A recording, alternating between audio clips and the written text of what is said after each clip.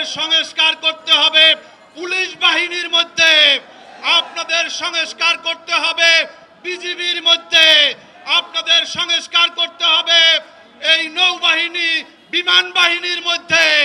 আমরা দেখেছি ভারতের সেনাপ্রধান বলেছে আমাদের সাথে বাংলাদেশের সেনাপ্রধানের সাথে নিয়মিত যোগাযোগ আছে। কি যোগাযোগ আছে আপনাদের সাথে এটা আমাদেরকে বলতে হবে।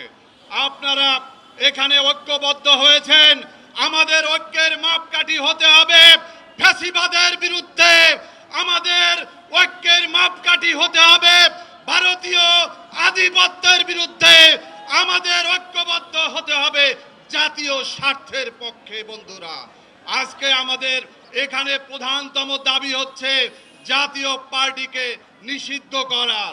আজকে অনেকেই সুশীলরা, আজকে সুশীলের নামে কিছু আওয়ামী কুত্তারা রয়েছে যারা রাতে গিয়ে আজকে এই টেলিভিশন গরম করার চেষ্টা করে। এগুলোর চেহারা আমাদের মুখস্থ, এদেরকে রাজপথে তাদেরকে মোকাবেলা করা হবে। বন্ধুরা আমার, আজকে কেন জাতীয় পার্টিকে নিষিদ্ধ আমরা চাই তা পরিষ্কার।